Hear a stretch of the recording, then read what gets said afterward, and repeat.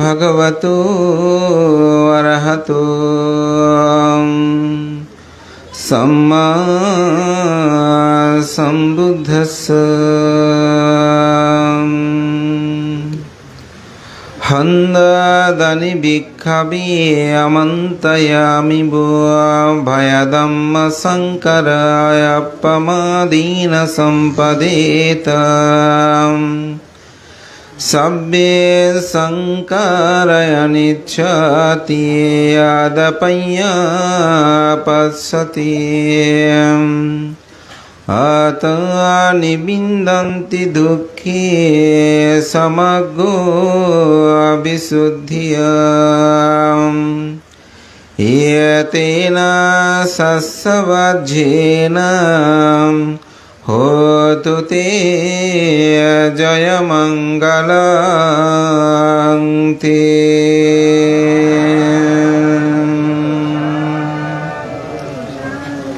তরুণ সমাজকর্মী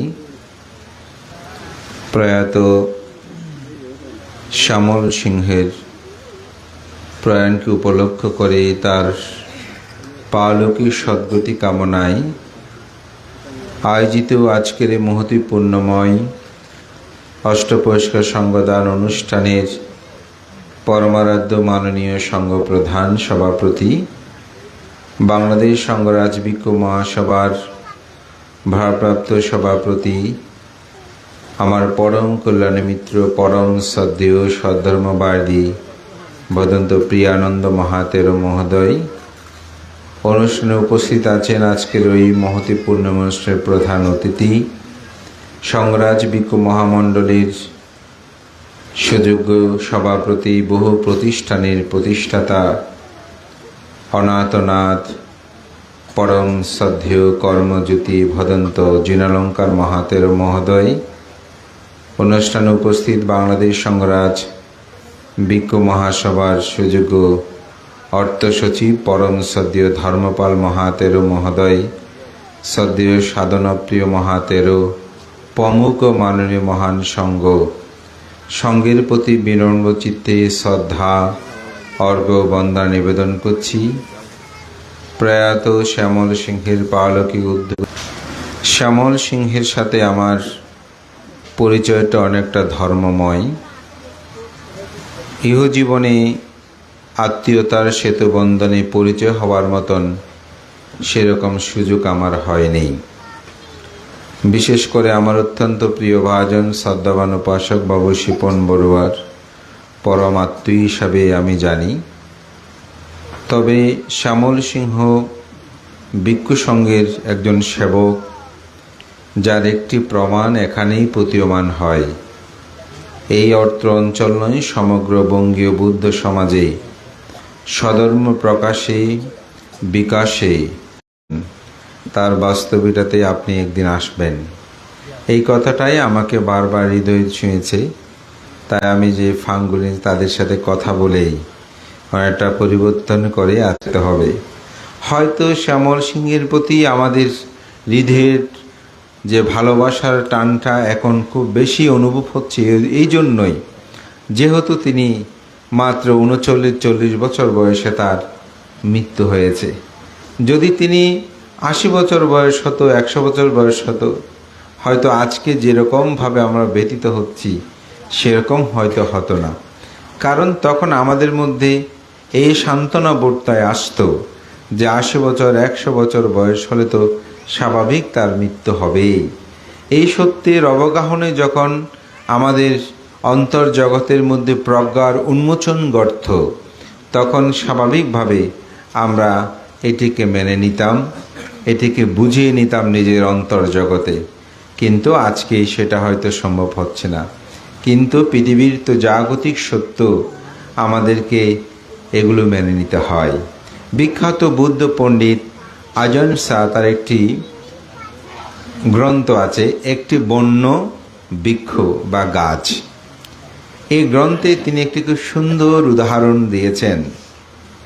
যখন একটি গাছে প্রথমে মুকুল আসে, কোনো বাতাস আসলে সে মুকুলগুলো কিছু কিছু ঝরে পড়ে। তারপর যেগুলো থেকে যায় সেগুলো থেকে কিছু ফুল আসে। যখন বাতাস আছে অথবা ঘূর্ণিঝড় হয় সেখান থেকে কিছু ঝরে পড়ে, তারপর কিছু ফল আসে। যখন আবার বাতাস আছে প্রভাবিত হয়, ঘূর্ণিঝড় হয়, তখন সেখান থেকে কিছু ফল আবার ঝরে পড়ে। আবার কিছু ফল পাকতে শুরু করে সে অবস্থায় ঝরে পড়ে। আর কিছু ফল একেবারে যখন পক্বতা লাভ করে তখন সে ফলটা একেবারে ঝরে পড়ে। কিন্তু গাছে কোনো ফল চিরকাল থাকতে পারে না, এটা ঝরে পড়েই। আজান শাহ বলছেন, ঠিক অনুরূপভাবে পৃথিবীতে কিছু মানুষ মাতৃগর্ভে প্রতিসন্ধি গ্রহণের পরেই ঝরে পড়ে, অর্থাৎ মৃত্যু হয়। কেউ মাতৃগর্ভ থেকে ভূমিষ্ঠ হয়ে মৃত্যু হয়, কারো শিশুকালে, কারো শৈশবে, কারো কৈশোরে, কারো যৌবনে, কারো বৃদ্ধ বয়সে, প্রগাঢ় বৃদ্ধে তার মৃত্যু হয়। ফল যেমন কালে কালে ঝরে পড়ে, আমাদের মধ্যেও কিন্তু সেরকম। আমরা এই মানব জন্ম যখন পর্যালোচনা করি তখন দেখবেন এইভাবেই আমাদের মৃত্যু ঘটে। এটি হচ্ছে জাগতিক সত্য।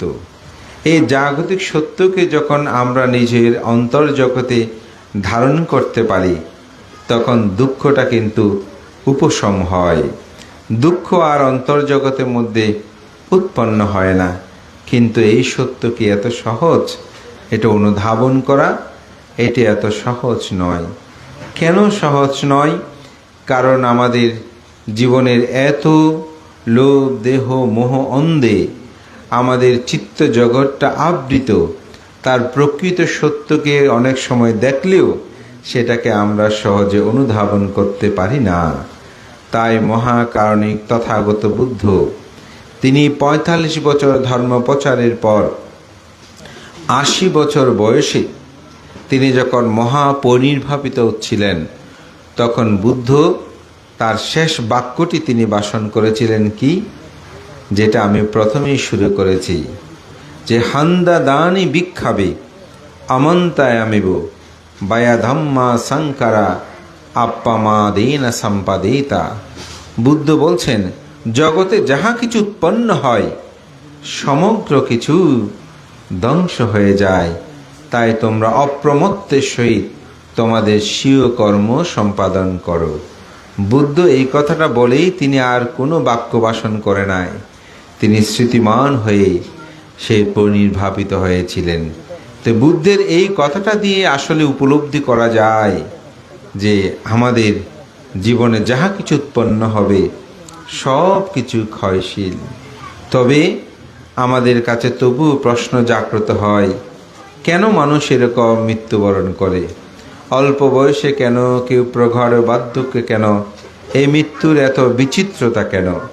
তো বুদ্ধ ধর্ম দর্শনে বুদ্ধ এই বিষয় নিয়ে যে একেবারে আলোচনা করেনি তা কিন্তু নয়। বুদ্ধ এটি আলোচনা করেছেন, কেন মানুষ অল্প আয়ু হয়, কেন মানুষ দীর্ঘায়ু হয়। একটি সুন্দর গাথা আছে, জীবের জীবন করিলে হরণ, মরণী নরকে যাই, নররূপ ধরি দুঃখ ভোগ করি, অকালে মরিয়া যায়। কিছু মানুষ যারা প্রাণী হত্যা করে তারা জন্ম জন্মান্তরে অল্প আয়ু হয়ে জন্মগ্রহণ করে, অর্থাৎ অল্প বয়সে তাদের মৃত্যু হয়। তারা যদি মনুষ্যলোক ধারণ করে এখানে অল্প আয়ু মৃত্যুর পর তারা নরকে যায়, অর্থাৎ যারা প্রাণী হত্যা কর্ম সম্পাদন করে। আবার বলছে, যারা জীবের জীবন না করি হরণ, মরণে স্বর্গে যায়, নররূপ ধরি সুখ ভোগ করি, জীবনে দীর্ঘায়ু পায়। যারা প্রাণী হত্যা করে না তারা জন্ম জন্মান্তরে দীর্ঘায়ু লাভ করে এবং মৃত্যুর পরেও তারা স্বর্গগতি হয়। হয়তো বলতে পারেন, ভান্তে শ্যামল তো সেরকম করে নাই, সে তো আজীবন ভিক্ষু সঙ্গের সান্নিধ্যে ছিল অমুক, কিন্তু জন্ম জন্মান্তর তো যে কর্ম সেটি তো আসলে আমরা বলতে পারবো না।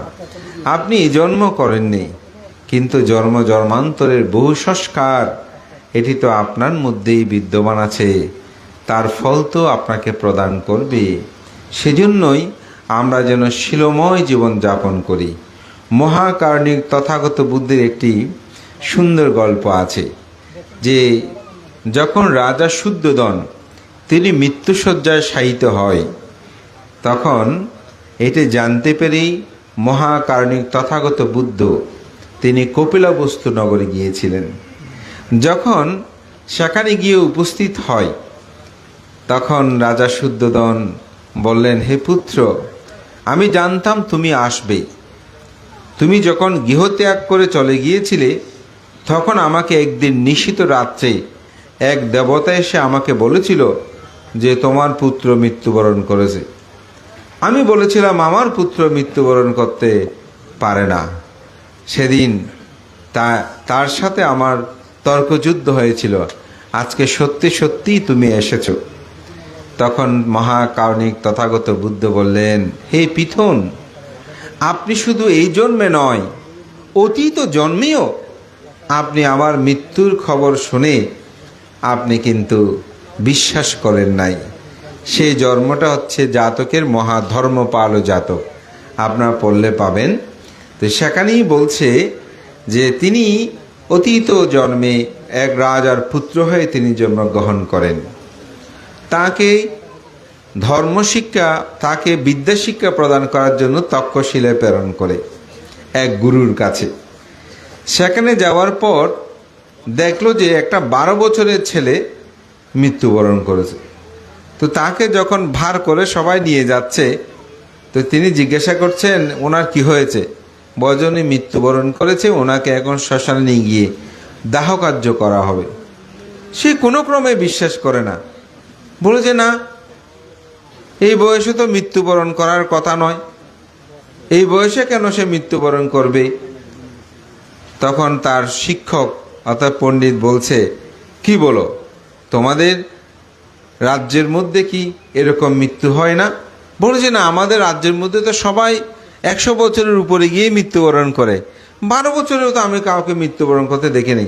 বলছে না, আপনারা তাকে চেষ্টা করেন, সে এখনো মৃত্যুবোধে ঘুমিয়ে আছে, কোনো ক্রমেই তাকে বিশ্বাস করাতে পারছে না।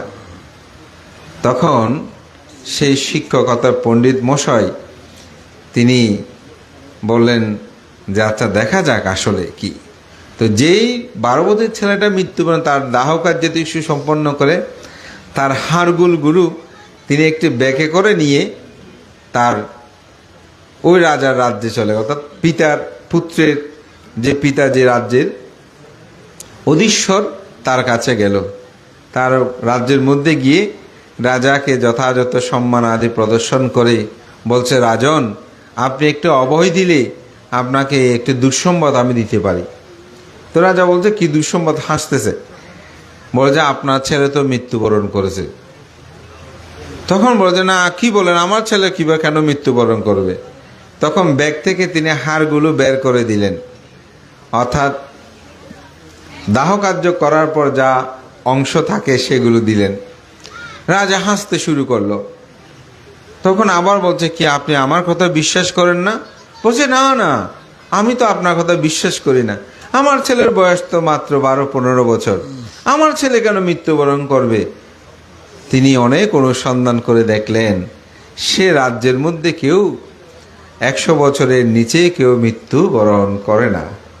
তো বুদ্ধ এখানে এটি বলেছেন যে রাজ্যবাসী সকলেই প্রাণী হত্যা বিবর্জিত জীবন যাপন করতে অতীত জন্মে, এই জন্মেও, যার কারণে তারা সবাই দীর্ঘায়ু লাভ করেছে। তা আপনারা একটা পরিবারের মধ্যে দেখবেন কিছু কিছু পরিবার আছে প্রায় মানুষ অল্প আয়ু হয়, আবার কিছু কিছু পরিবার আছে প্রায় মানুষ দীর্ঘায়ু হয়। এটা হচ্ছে পরিবারের যে সংস্কার কর্ম, এগুলো এভাবেই সংযুক্ত থাকে। তখন বুদ্ধ যখন এই কথা এই জাতকটি উপস্থাপনা করেছিলেন, এই জাতকটি শুনতে শুনতেই ধর্মকথা উত্থাপন হতে হতে রাজা শুদ্ধোদন পরিনির্বাণের পূর্বক্ষণে তিনি তার মধ্যে ধর্মচক্ষু জ্ঞান উৎপন্ন হয়ে তিনি পরিনির্বাপিত হন।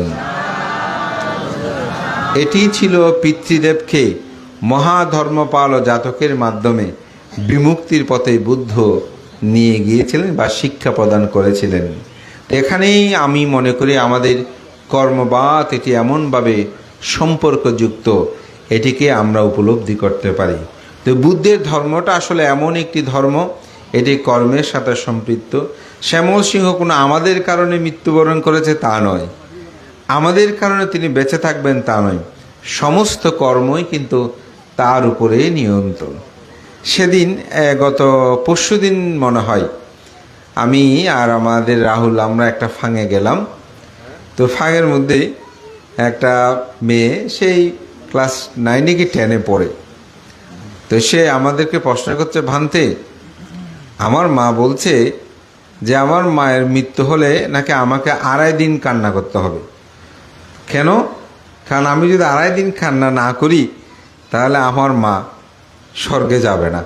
তো স্বর্গে যেতে হলে আমাকে 2.5 দিন কান্না করতে হবে আমার মা মৃত্যুবরণ করলে। আসলে মধ্যে কথাটা কি ঠিক? তাই বললাম, আমি এক কথায় প্রথমে উত্তর দিলাম, আমি বললাম যে না, ঠিক নয়। তো আমার মা ভিতর থেকে সাউন্ড দিচ্ছে, বলে না ভান্তে, এমনি মেয়েকে বলেছি আমি, সে আসলে কি চিন্তা করে।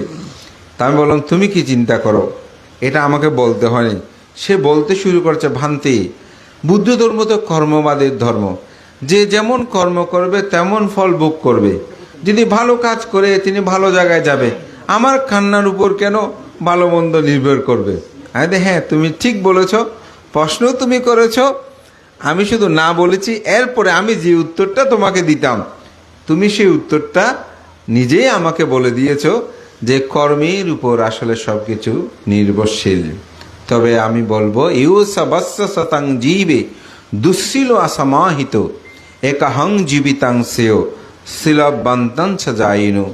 বুদ্ধ এই কথাটি বলেছিলেন অঙ্গুলিমাল তিনি যখন অরহত্ব জ্ঞান লাভ করে, তখন তিনি উদানগাথা এই কথা বলেছিলেন যে দুঃশীল দুরাচারী হয়ে শতবর্ষ জীবিত থাকাচ্ছে ভালো মানুষ হয়ে, সৎ মানুষ হয়ে একদিন এক মুহূর্ত বেঁচে থাকাটা হচ্ছে শ্রেষ্ঠ।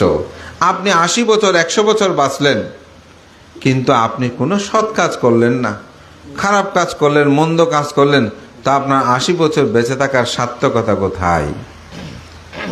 যদি আমাদের শ্যামল সিংহের মতো সে যদি 40 বছরও বাঁচে, সে যেভাবে মানুষের ভালোবাসা পেয়েছে, আন্তরিকতা পেয়েছে, আমি মনে করি তার সৎ জীবন যাপন হয়েছে বলেই, সকলের সাথে তার সুসম্পর্ক বিদ্যমান ছিল বলেই, ভালো মানুষ হিসেবে তার জীবনকে গঠন করেছে বলেই তিনি আজকে এখানে বরণীয় হয়েছেন।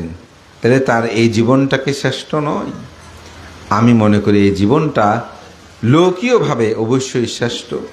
লৌকিকভাবে যে ভালোবাসাটা পাওয়ার দরকার সেটি তিনি পেয়েছেন। আমার একটি কথা মনে পড়ে, সেটা হচ্ছে আমাদের ঢাকার মেয়র আনিসুল হক। তিনি যখন মৃত্যুবরণ করে, তার স্ত্রী একটা বক্তব্যে খুব সুন্দর একটি তিনি কথা বলেছিলেন। বলেছে আনিসুলের যে মৃত্যু, এটি তার জন্য অত্যন্ত সুখদায়ক। যদিও আমি স্ত্রী হিসেবে আমার জন্য অত্যন্ত দুঃখের, কিন্তু তার কাছে সুখের। কারণ তাকে মানুষ এত ভালোবাসে, এত পছন্দ করে, হয়তো তার পরবর্তী বয়স যদি বাড়ত, এই ভালোবাসা তার কাছে নাও পেতে পারত, কিন্তু তার এই ভালোবাসা পেয়ে যেভাবে সমগ্র বাংলাদেশের মানুষ, ঢাকাবাসী তাকে যেভাবে ভালোবাসার শ্রদ্ধার্ঘ নিবেদন করেছে, আমি মনে করি তার মৃত্যুটা যথার্থ হয়েছে তার জন্য। যদিও আমার জন্য এটা যথার্থ হয়নি। তো শ্যামল সিংহ যেভাবে সেদিন তার ভালোবাসা পেয়েছে, তার প্রতি মানুষ সহানুভূতিশীল হয়েছে, তাকে যেভাবে পুণ্য নিবেদন করেছে মহান ভিক্ষু সংঘ, এতে তার জন্য আমি মনে করি শ্রেষ্ঠ, তার জন্য প্রাপ্ত। কিন্তু হয়তো তার এই স্ত্রী, তার কন্যা, পরিবার, আমরা যারা শুভনোধ্যায়ী, হয়তো আমাদের জন্য এটি বেদনার বিধুর। কিন্তু জাগতিক সত্যকেই মেনে নিতে হবে। এই সত্যকে মেনে আমরা যেন সবসময় ভালো কাজ করি, সৎ কাজ করি, পুণ্য কাজ করি, এটি আমাদেরকে অন্তর্জগতে ধারণ করতে হবে। ভগবান তথাগত বুদ্ধ তিনি দুঃখ আর্য সত্যের মধ্যে প্রথম যে 8টি যে দুঃখের কথা বলেছেন, তার মধ্যে একটি দুঃখ হচ্ছে মারানাম্পি দুঃখা, মরণ হচ্ছে দুঃখ। এটি আপনি আমাকে সবাইকে ধারণ করতে হবে। এবং এটার কারণ হচ্ছে কি? জন্ম। জন্ম হলেই মৃত্যু অবধারিত। একদিন একজন সাথে আমরা আলাপ করছিলাম, তো সেখানে কথায় কথায় বলছে এটা ভুল, এটা ভুল, এটা ভুল। আমরা বলি না জীবনের পাতায় পাতায় সব কি ভুল? তো বলে যে এই ভুলের মূল কি? এই ভুলের মূলটাই হচ্ছে জন্ম। জন্ম যেখানে হয়েছে সেখানেই ভুলের শুরু। জন্ম হয়েছে বলেই তো এত দুঃখ। সুতরাং এই জন্ম যতদিন নিরুদ্ধ হবে না ততদিন শ্যামল সিংহ নয়। আমরা আপনারা সবাই এভাবেই জন্মগ্রহণ করব। বৃক্ষ যেমন ফুলে মুকুলে ফলে পক্কতায় কোনো না কোনো সময় তার চ্যুতি ঘটেছে, আমাদের জীবন পরিক্রমায় এই ভবচক্রেও এরকম মৃত্যু হবে। এই সত্যকে জেনে আমরা যেন তৃষ্ণাকে ক্ষয় করি, তৃষ্ণাকে নিরোধ করি। এই তৃষ্ণাই আমাদের জন্মের একমাত্র কারণ। এই তৃষ্ণার কারণে আমরা জন্মান্তরে জন্মগ্রহণ করছি এবং এই জন্মগ্রহণের কারণে দুঃখের আবর্তে আমরা আবর্তিত হচ্ছি। তাই আমাদেরকে বুদ্ধের প্রকৃত সত্য ধর্মকে জানতে হবে। বুদ্ধের ধর্মটা কি? বুদ্ধ বলছেন চতুষস্য বিনিমুক্ত ধম্ম বিননাত্তি। বুদ্ধ বলেন চতুরার্য সত্য ব্যতীত পৃথিবীতে অন্য কোনো ধর্ম বিদ্যমান নেই। এই চতুরার্য সত্যের প্রথম কি? দুঃখ আনা। দুঃখ কি? সেখানেই বলছে জন্ম দুঃখ, জরা দুঃখ, ব্যাধি দুঃখ, মরণ দুঃখ, অপ্রিয় সংযোগ দুঃখ, প্রিয় বিয়োগ দুঃখ, স্মৃত বস্তু অলাভ দুঃখ, পঞ্চ উপাদান স্কন্দ দুঃখ। এই জগৎটাকে আমরা অনেকেই মানতে এখানে সুখ আছে দুঃখ আছে এরকম বলি, কিন্তু দুঃখের পরিমাণটা সবচেয়ে বেশি। গতকাল আমার একজন পরিচিত ব্যক্তি মারা গেছেন, তার নাম ছিল পুণ্য। তিনি বিলছড়ি লামাতে ওনার বাড়ি। ওনার থ্যালাসেমিয়া রোগ ছিল। কিছুদিন পর পর ওনাকে রক্ত দিতে হতো। আমি যেটা জানতে পারলাম 1996 সাল থেকে এই রোগের তিনি প্রতিনিয়ত রক্ত দিতেন। এমনকি প্রতি মাসে 7-8 ব্যাগ রক্ত তাকে দেওয়া হতো। কীরকম দুঃখাতুল জীবন, এটি তাকে না দেখলে উপলব্ধি করা যাবে না। একদিকে যেমন আর্থিক দীনতা, অপরদিকে পরিবার পরিজনের দীনতা। পরিবার পরিজন বুঝেন, অর্থাৎ জ্ঞাতি স্বজনের সংখ্যা কম। অনেক মানুষ এরকম আছে না, জ্ঞাতি স্বজনের সংখ্যা কম। এরকম দুঃখাতুল জীবনে তিনি বাঁচার জন্য খুব সংগ্রাম করেছেন। তাকে দেখলেই রোগের যে ব্যাধির যে দুঃখ, এটাকে উপলব্ধি করা যায়। এই দুঃখ সত্যগুলোকে অনুধাবন করা যায়। তো গতকাল তার এক জ্ঞাতি আমাদের চট্টগ্রাম বিশ্ববিদ্যালয়ের পালি বিভাগের যিনি চেয়ারম্যান বর্তমান ডক্টর সুদীপ তাবুর, ওনার সাথে এই বিষয়ে কথা বলছিলাম। বলে যে ভান্তে, উনি আমাকে ফোনে জানালেন যে ভান্তে আমার ভাইটা তো মারা গেছে। আমি হ্যাঁ, আমি একটু আগে আপনার স্ট্যাটাসে দেখলাম। বলছে ভান্তে কীরকম কষ্ট জীবন, মৃত্যুর শেষ সময়ে তার 2 পা ফেটে গেছে, রক্ত পড়ে, ব্যথাতুল জীবন। এটিকে যখন আপনি উপলব্ধি করবেন তখন কি আপনি শরীর নিয়ে অহংকার করবেন? যখন অর্থের দীনতা কথাটা ভাববেন, এই অর্থ হারিয়ে যায়, তখন কি অর্থ নিয়ে আপনি অহংকার করবেন? পরিজন জ্ঞাতি, আমার ভাই, আমরা এত ভাই, আমাদের সাথে পারবে, এরকম অনেকটা পরিজন সম্পদ দিয়ে মানুষ শক্তি দেখায় না? কিন্তু এই দুঃসময়ে কে থাকে? আপনি crore crore billion billion dollar থাকতে পারে, আপনার অনেক আত্মীয় স্বজন থাকতে পারে, কিন্তু আপনার রোগটাকে কেউ নিতে পারবে? যদি আমরা সবাই চাইতাম শ্যামল সিংহের যে রোগটা হয়েছে এটা আমরা সবাই একটু একটু ভাগ নিই, কিন্তু এটা কোনোদিন সম্ভব নয়। তাই আমাদের একজন বিখ্যাত, যিনি অ্যাপেলের ফাউন্ডার, যে অ্যাপেল কোম্পানি, আজকে আইফোন আমরা ইউজ করছি, অ্যাপেল যে কম্পিউটার, এটা যিনি ফাউন্ডার স্টিভ জবস, তিনি তার একটি বক্তব্যে তিনি বলেছেন তার মৃত্যুর পূর্বক্ষণে তার সম্পদের পরিমাণ ছিল $50 বিলিয়ন। এগুলো সংখ্যা কত বুঝবেন, ক্যালকুলেটারে বাংলা টাকা হিসাব করলে জায়গা হবে কিনা আমি জানি না। এত সম্পদের মালিক হয়েও তিনি বলছেন, আমি পৃথিবীর এখন শ্রেষ্ঠ স্থানে এসে আমি ভাবছি, শ্রেষ্ঠ স্থান বলতে তিনি হাসপাতালকে বুঝিয়েছেন, বলতে সেখানে এসে ভাবছি যে আমার অর্থ, বিত্ত, প্রাচুর্য, এত সম্পদ, এগুলো কিছুই আমার এখন নয়। আমার যত পরিচিত জন আছে, পরিচিত আত্মীয় আছে, তারা কেউ আমার এই রোগ বহন করতে চাইলেও বহন করতে পারে না। এটাকেই আমাকে বহন করে চলতে হয়। তাই আমি বলবো, অর্থের পিছে না ঘুরে আমরা যেন প্রিয়জনদের সাথে সুন্দর সময়গুলোকে অতিবাহিত করি, এটি যেন মানুষ মনে রাখে। এটা ছিল তার বক্তব্যের মূল বিষয়। অর্থাৎ অর্থ, বিত্ত, প্রাচুর্য এগুলোই আমাদের কিছু নয়। এই সত্যটাকে যেন আমরা জানি, তবেই জন্ম দুঃখের যে জরার দুঃখ, ব্যাধির দুঃখ, মরণ দুঃখ, অপ্রিয় সংযোগ দুঃখ, প্রিয় বিয়োগ দুঃখ, যাহা চায় তাহা না পাবার দুঃখ, এবং সংক্ষেপে পঞ্চ উপাদান স্কন্দ দুঃখ, এই দুঃখ সত্যকে আমরা যেন উপলব্ধি করি। এই দুঃখের কারণ কি? এই দুঃখের কারণটা হচ্ছে তৃষ্ণা, আকাঙ্ক্ষা, ডিজায়ার। বুদ্ধ যেটাকে বলছেন কামতাংহা, ভাবতাংহা, বিভবতাংহা। কাম তৃষ্ণা, পৃথিবীর ভোগ্য বস্তু, এগুলোকে আমরা আরও চাই, আরও চাই, আরও চাই। এই চাওয়াটাই হচ্ছে কি দুঃখ। আমাদের জন্ম জন্মান্তর চাই, ভব তৃষ্ণা, আরও জন্ম জন্মান্তর। অনেকে এই দুঃখে আমরা লালিত হই। অনেকে আছে আবার উচ্ছেদবাদ, যেটাকে বিভবতী না, আর জন্ম না, এই জন্মে খেয়ে দিয়ে চলতে পারা, এই ধরনের অনেক মানসিকতা। এখন এটার সংখ্যা অনেক বেশি বেড়ে গেছে, এরকম সংখ্যা বেড়ে গেছে। ধর্ম টর্ম এগুলো নিয়ে চিন্তাও করে না, বলছে না আমি ভোগ সম্পদ কোনো পেলেই হলো। এরকম উচ্ছেদবাদ ও চিন্তার অনেক মানুষ এখন আছে।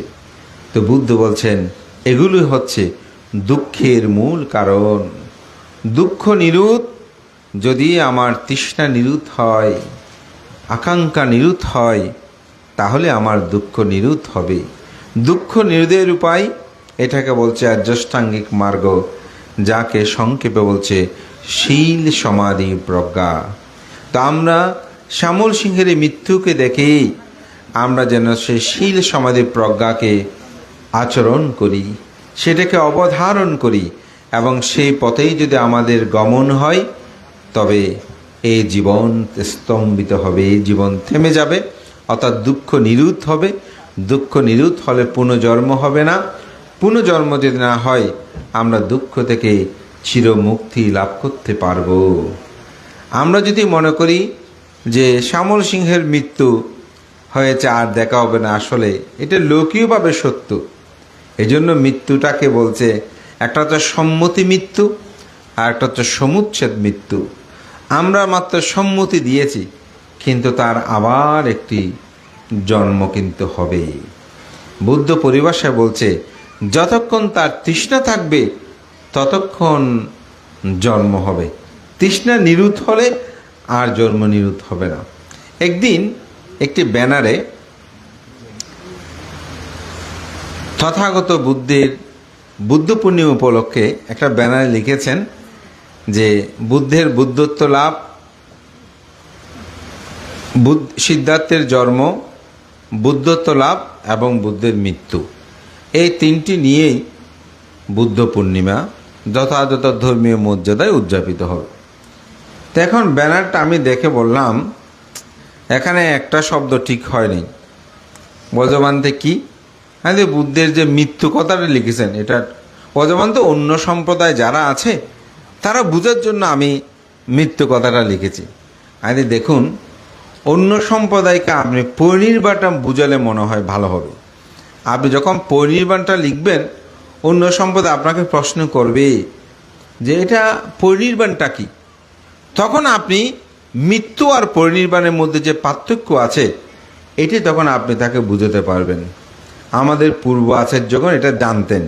অন্য সম্প্রদায়েরা পরিনির্বাণটা সহজে বুঝবে না, কিন্তু তবুও পরিনির্বাণ লিখতেন, কারণ যাতে অন্য সম্প্রদায় যারা বা আমাদের নতুন প্রজন্ম যারা, তারা পরিনির্বাণটা কি এটা জানার জন্য চেষ্টা করবে। এখন আপনি মৃত্যু লিখে দিলেই তো আর পরিনির্বাণ শব্দটা জানার চেষ্টা আসবে না। তো আমি বললাম মৃত্যু আর পরিনির্বাণের মধ্যে পার্থক্য আছে। মৃত্যু হলে আপনার পুনর্জন্ম হবে, কিন্তু পরিনির্বাণ হলে আর পুনর্জন্ম হবে না। মৃত্যু মানে হচ্ছে চ্যুতি, চ্যুতি হয়ে আবার উৎপন্ন হবে, কিন্তু পরিনির্বাপিত যখন হবে তখন তিনি আর পুনর্জন্ম গ্রহণ করবে না। এই জন্য এটাকে বলা হয় সম্মতি মৃত্যু। শ্যামল সিংহ কিন্তু একেবারে নিভে যায়নি, তিনি আরেকটি প্রতিসন্ধি গ্রহণ করেছেন। বুদ্ধ এই সম্পর্কে ধর্মপদেই বলেছেন, গাব্বামেই কি উপজান্তি নিরয়ং পাপা কাম্মিনু সাগ্গাং সুগতিন ইয়ান্তি পারে নিভ্রান্তি আনাসাব। বুদ্ধ বলেন, মানুষ মৃত্যুবরণ করার সাথে সাথে যারা পাপী তারা নরকের মধ্যে উৎপন্ন হয়, যারা পুণ্যবান তারা স্বর্গের মধ্যে উৎপন্ন হয়, যারা ক্ষীণ শ্রাবক সমস্ত আসবকে ক্ষয় করেছেন তারা নির্বাণ প্রাপ্ত হয়। তো সুতরাং এই শ্যামল সিংহ তো আমাদের জানা মতে তিনি নির্বাণ প্রাপ্ত হয় নাই, কিন্তু তার যে পুণ্যকর্ম চেতনা, এই পুণ্যকর্ম যে তিনি সম্পাদন করেছেন, সেই চিতক্ষণেই যদি তার মৃত্যু হয় তিনি হয়তো ঊর্ধ্বগতি হবেন, আরেকটি জন্ম তিনি ধারণ করবেন। তো সেজন্য একটা খুব সুন্দর উপমাও আছে। একজন ভিক্ষু ছিলেন যার নাম ছিল বঙ্গীশ। অশীতি শ্রাবকের মধ্যে একজন এ বঙ্গীশ শাস্ত্রবিদ। অনেকেই তাকে বঙ্গদেশীয় হিসাবেও যে সন্তান হিসাবে অনেকেই মনে করেন। তো বঙ্গীশ তিনি একটি মন্ত্র জানতেন। মন্ত্রটা ছিল এরকম, তিনি মানুষের মাথার খুলি ঘর্ষণ করে তিনি বলতে পারতেন যে এই মানুষটা মৃত্যুর পর কোথায় গেছেন। এটি নিয়ে তিনি খুব আস্ফলন করতেন যে আমি এরকম জানি, গৌতম বুদ্ধ যেমন অনেক কিছু জানে আমি এরকম জানি। এরকম করে করে তিনি দেশ বিদেশ ঘুরে বেড়াতেন এবং নিজের যে এই পাণ্ডিত্য জাহির করার জন্য সব সময় আস্ফলন করতেন। তো ঘুরতে ঘুরতে বুদ্ধের সাথে একদিন তার দেখা হয়। তো দেখা হবে, বুদ্ধ কি করেছেন, তাকে 3টি মাথার খুলি দিলেন। এই 3টা মাথার খুলি দিয়ে বলছেন যে শুনেছি আপনি মাথার খুলি ঘর্ষণ করে, মৃত মানুষের মাথার খুলি ঘর্ষণ করে আপনি এনাকে বলতে পারেন। বলতে হ্যাঁ, এটা আমি খুব ভালো বলতে পারি। তো দেখি এই 3টা মাথার খুলি ঘর্ষণ করে বলুন তো তারা মৃত্যুর পরে কোথায় গিয়েছে। তখন তিনি প্রথম একটা নিয়ে ঘর্ষণ করে মন্ত্র জপ করে তিনি বলে দিলেন এই মানুষটা মৃত্যুবরণ করার পর তিনি নরকের মধ্যে উৎপন্ন হয়েছে। দ্বিতীয় মাথার খুলিটি নিলেন, সেটা নিয়েও তিনি ঘর্ষণ করে উত্তর দিলেন যে উনি মৃত্যুর পরে স্বর্গের মধ্যে উৎপন্ন হয়েছেন। তৃতীয় মাথার খুলিটি নিয়ে অনেকক্ষণ ঘর্ষণ করলেন, তার যে অনেক মন্ত্র আছে সেগুলো তিনি বললেন, কিন্তু কোনো ক্রমে তিনি বলতে পারছে না এই মানুষটা মৃত্যুবরণ করার পর কোথায় গিয়েছে। তখন বলছে, হে গৌতম, আমি তো বলতে পারছি না এই মানুষটা মৃত্যুবরণ করার পর কোথায় গিয়েছে। বলছে আমি আপনার কাছে পরাজয় বরণ করে নিলাম, আপনি বলুন এই মাথা খুলির ব্যক্তি তিনি মৃত্যুবরণ করার কোথায় গেছে। তো বুদ্ধ বললেন আমি আপনাকে এটা বলতে চাই না, আপনি নিজেই কি সেটা উপলব্ধি করে আপনি নিজেই কি এটা আবিষ্কার করতে চান। তো স্বাভাবিক, এতদিন পর্যন্ত তিনি তো 2টা খুলির কথা বলে এটা শিখতে চাই, বলছে হ্যাঁ আমি এটা শিখতে চাই, আমাকে আপনি এই মন্ত্রটা শিখিয়ে দিন কিভাবে এই মৃত্যুবরণ করার পর এই মানুষটা কোথায় গিয়েছেন এটা যেন আমি বলতে পারি। বলছে এটা তো এমনি বলা যাবে না, যদি আপনি এই মন্ত্র শিখতে চান তাহলে আমার শিষ্যত্ব গ্রহণ করতে হবে, অর্থাৎ আপনাকে শ্রমণ হতে হবে, বিজ্ঞ হতে হবে। তিনি যেহেতু সত্য সন্ধানী ছিলেন তিনি বললেন হ্যাঁ ঠিক আছে, আমি আপনার শিষ্যত্ব গ্রহণ করতে চাই, আপনার মন্ত্র আমি শিখতে চাই। তো মন্ত্র কি? সেই মন্ত্র হচ্ছে কায়ে কায়ানুদর্শী, চিত্তে চিত্তানুদর্শী, ধর্মে ধর্মানুদর্শী, বেদনা বেদানুদর্শী, যেটাকে বলা হয় আর্য আট্টাঙ্গিক মাঘ্য সাত্থানাং বিশুদ্ধিয়া। সত্যদের বিশুদ্ধির জন্য একমাত্র পথ হচ্ছে আর্য অষ্টাঙ্গিক মার্গ। সেই শিক্ষাই তাকে প্রদান করলেন। তিনি সেটা আচরণ করে অচিরে অরহত্ব মার্গ জ্ঞান লাভ করলেন। তখন ওই মাথার খুলি আর ঘর্ষণ করতে হয়নি। তিনি সে মাথার খুলি দেখেই বললেন, তিনি মৃত্যুবরণ করার পর পরিনির্বাপিত হয়েছেন। অর্থাৎ একজন অরহতের মাথার খুলি ছিল, যার কারণে তিনি সেটা বলতে পারেন নাই। তাই আমাদের জীবন দর্শনে একজন মানুষ যতক্ষণ তিনি পরিনির্বাপিত না হবেন ততক্ষণ তার পুনর্জন্ম হবে। এই পুনর্জন্ম সেজন্য বলছি যে শ্যামল সিংহ আমরা যদিও বলছি মরে গেছেন, কিন্তু আসলে এটা সম্মতি দিচ্ছি তিনি এখনো সমুচ্ছেদ মৃত্যু হয় নাই। এরকম সম্মতি দিয়ে অনেক ঘটনা আছে। আমিও কয়েকবার দেশানে বলেছি। আমাদের গ্রামের কথা বলি। আমাদের গ্রামে এটা পাকিস্তান সময়ে খবর আসলো, তখন তো আর এত যোগাযোগ ব্যবস্থা ছিল না। আমার বাবাদের কাছ থেকে গল্পটা শুনেছি যে পাকিস্তান উনি থাকতেন, তো পাকিস্তান থেকে খবর আসলো যে উনি মারা গেছেন, মানে ওনাদের আত্মীয়। তখন সবাই কান্নাকাটি করছে, 7 দিনের সংবাদদান কর্ম করে ফেলছে।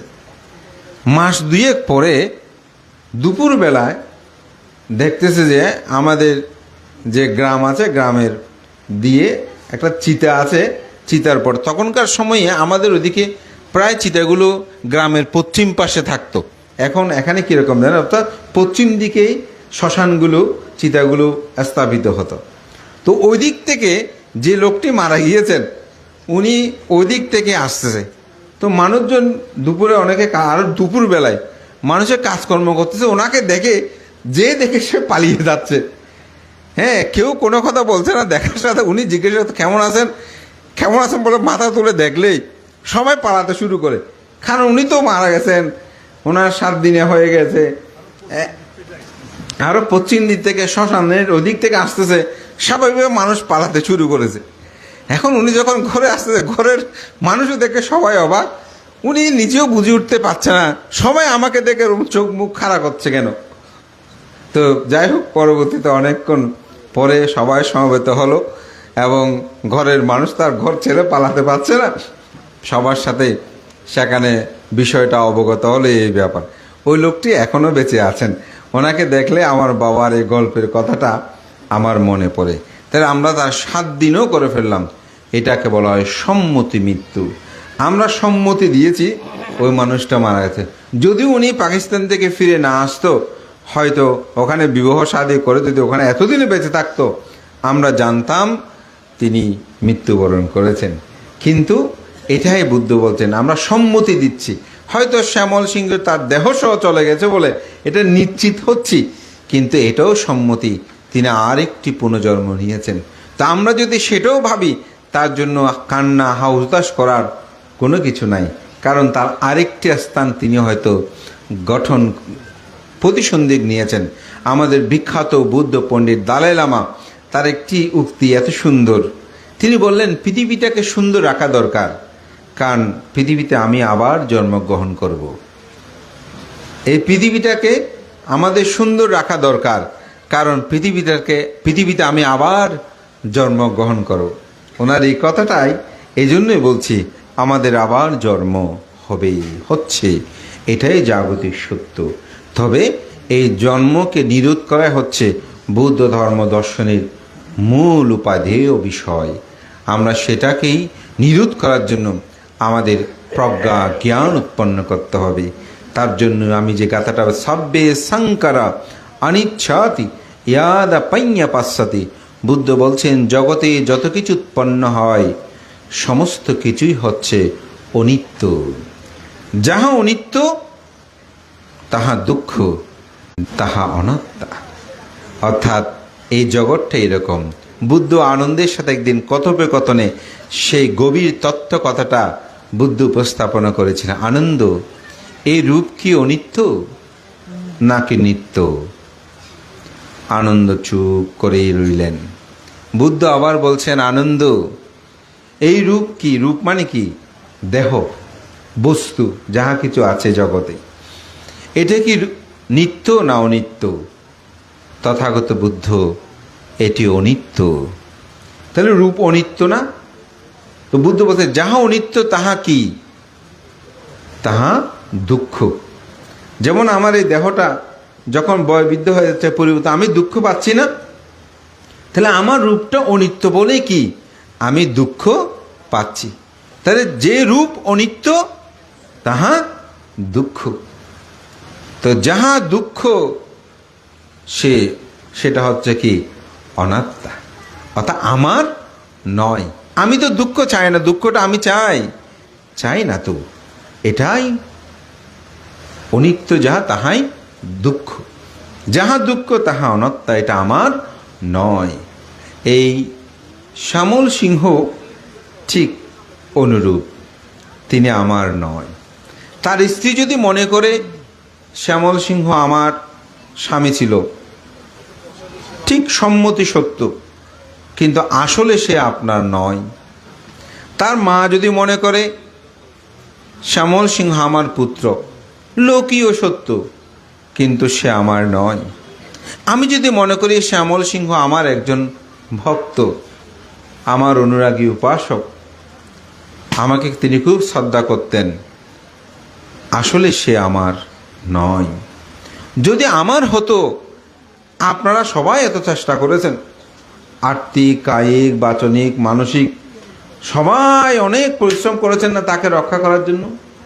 একদম যে কিছু করতে পারেনি সে অন্তপক্ষে একটা শুভ কামনা হলেও জানিয়েছেন, তরুণ বয়স, তার একটা স্ত্রী আছে, কন্যা আছে, না বেঁচে থাকুক বেচারা। আমার মনে হয় শত্রু যদি কেউ মনে করেও থাকে, সেও কামনা করেছে না, তাহলে তবুও কেন থাকলো না? কারণ আসলে সে আমাদের নয়। তাই আমার বলতে জগতে কোনো কিছু নাই, এটাই হচ্ছে অনাত্মা।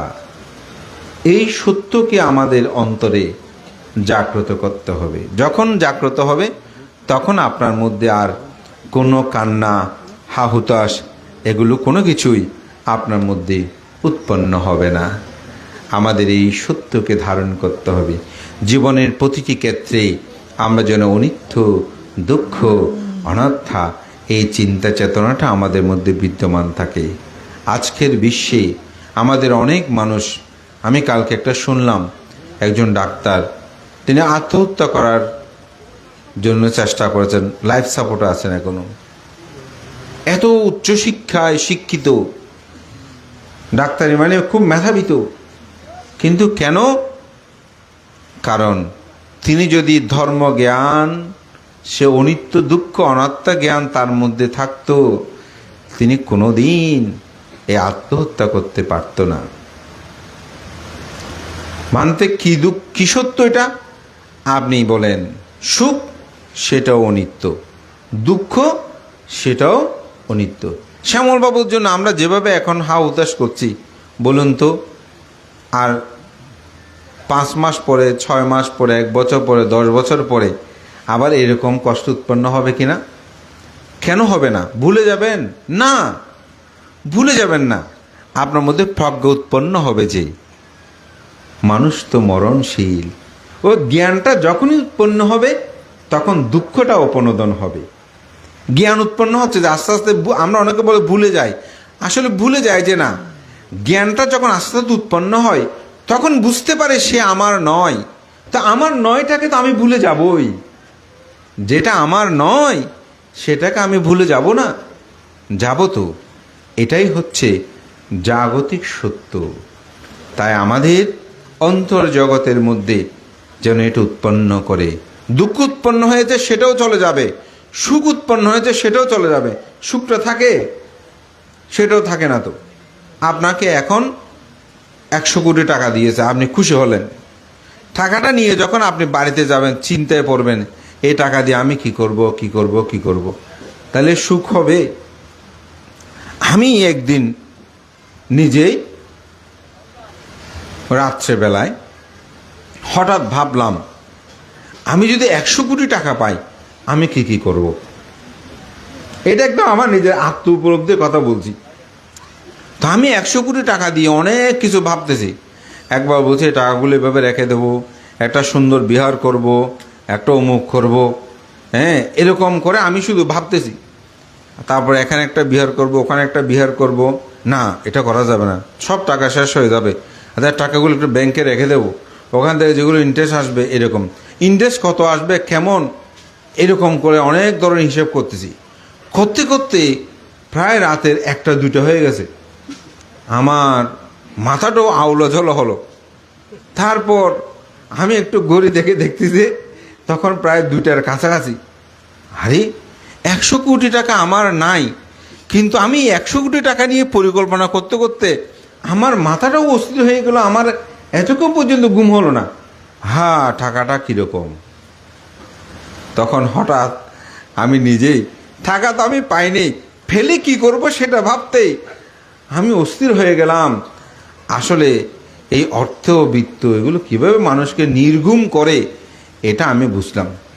আমাদের একজন উপাসক, উনি মিরেশ্বরে থেকে বিয়ে করেছিলেন, অরবিন্দবাবু বলে, আমাদের বিহারের দায়ক ছিলেন। উনি স্কুল প্রতিষ্ঠাতা ছিলেন, একটা মৈত্রী সংঘ নামক একটা সংগঠনে তিনি প্রতিষ্ঠাতা, 30 বছর তিনি সভাপতি ছিলেন।